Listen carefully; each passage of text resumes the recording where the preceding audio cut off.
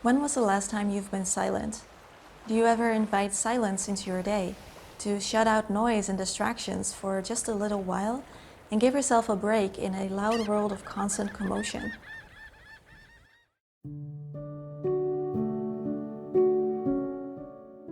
One way to look at silence is that silence is nothing. It's when there is no or very little sound around you. When you're not talking with someone, or watching something on your phone, or listening to a podcast. But another way to look at silence is that silence is potential. It's an opportunity. When finally there is not something screaming at you, demanding your attention, you are free to enjoy the moment and experience it for what it is. Or to suddenly realize that you are not just your head, but there's also a body attached, and that body has been sitting slumped down in a chair for an hour and it needs a nice stretch. Silence can serve as a reset button. There is great value in silence, and not just for when you feel a little blue and you want to shut out the world, even though that can also work wonders sometimes, but for whenever and wherever you feel like you want to get back in touch with life. With yourself, with your inner power, your heartbeat and your breath, or with others, loved ones, to connect on a basic level that doesn't involve chit-chat. Silence doesn't just mean the absence of noise, it's about pausing, letting yourself find out more about this particular moment. When we are busy to avoid silence, we are busy to avoid dealing with ourselves. Minimalism can work very well with silence, and for one, it can help us to create more visual silence in our own home, because if there are less things around, there's less stuff that is quietly talking to you and demanding your attention. It's like when you walk into a spa. Spas are designed to be a very calming, relaxing environment, and you feel more at ease from the second you walk in. There is nothing loud, no noise, only some very soft, relaxing music playing. They also keep the surfaces free from clutter. There's very little stuff going on around you. Visual clutter is like visual noise, and minimalism can help us to create a home that is much more quiet. One of my favorite books on minimalism is Goodbye Things by Fumio Sasaki, and not just because the author is Japanese and I'm a big Japan geek, but because of how he describes the role of minimalism in a world that is very loud. From the time we wake up to the moment we go to sleep, we are bombarded with information, noise, and stimuli. We wake up, grab our phone, and check what happened on social media, check our email, read the news. And apart from this information we look up ourselves, there is so much going on that is directed at us that we don't have a say in. Our stuff is always demanding our attention, and it forms a silent to-do list. Our things are constantly reminding us that we need to do something. Our clothing is telling us we need to organize our wardrobe, or that one piece of clothing that doesn't fit anymore but was very expensive is telling us we suck and we need to lose weight so we can wear it again. Our kitchen is telling us we need to clean it. Our books are telling us we need to read them. That guitar in the corner is telling us we need to practice more. This can all lead to us feeling overwhelmed and stressed and unable to focus. Therefore, minimalism, which can help us to own less stuff, also helps us to live in a more quiet space that is not distracting us from what we want to do and how we want to feel. In order to achieve more silence in your life, there doesn't always need to be an absence of sound. For example, if you sit down and meditate, it doesn't matter if you can still hear traffic going on outside or if you can still hear the neighbor's dog barking.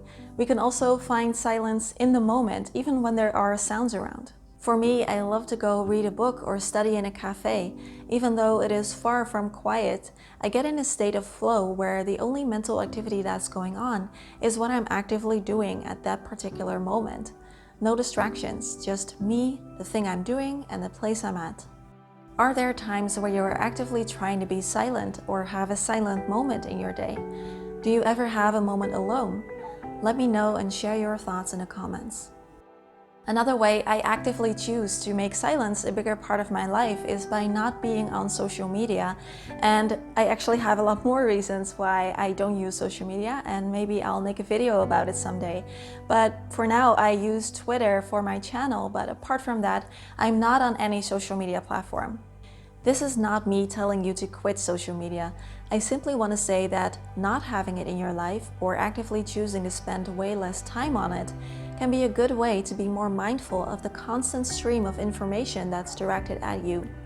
By not being on Facebook and Instagram, I am missing out on small things that are going on in my friends' lives. Most of these things I will still hear about when I talk to them, but sometimes I might miss something. For me though, this doesn't even come close to all the things I am missing out on that would not have been contributing to my happiness at all. Some people say that mindless scrolling is the new smoking, and I can understand where they are coming from. It can be quite addictive, and it can trigger sadness and loneliness. It can make people feel more socially isolated. Furthermore, by not being on social media, I am not subjecting myself to all these people that seem to have more than me, or look better than me, or who are promoting this brand or that product to me that I didn't even knew I needed, but now I feel like I do. Simply put, by not being on social media, my life is automatically a lot more quiet than that of most people. I personally love it, and I don't mind potentially missing out on small things in order to achieve that sense of calm. Of course, you are the only one who can figure out and decide for yourself what role you want social media to play in your life. In our modern world, which is filled with constant distractions, silence can be very important, but it can also be scary because there is no place to hide in silence, and there is nothing to distract us from ourselves and our thoughts, and dealing with yourself can be frightening. We are always running from one place to the next, connecting with the entire world, but never with ourselves.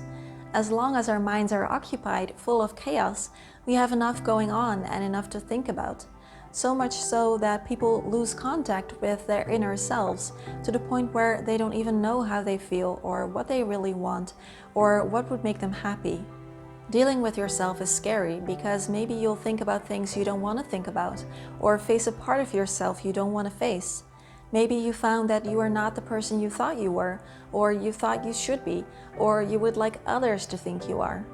Nevertheless, it is important because only when we are connected with ourselves can we shape our life in a way that supports us and those around us. Silence can be achieved anywhere, anytime, and you don't need to travel to the mountains and sit in a cave.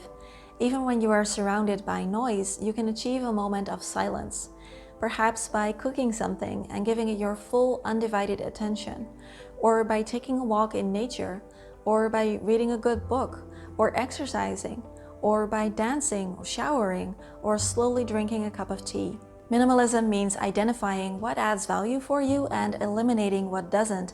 And we can also practice this not just with the things in our life, but also with the content that we consume. So for example, for me, a few years ago, I made the conscious choice to stop watching the news and to stop reading the paper. I am now in a place where I choose to let the endless stream of news and current affairs pass me by.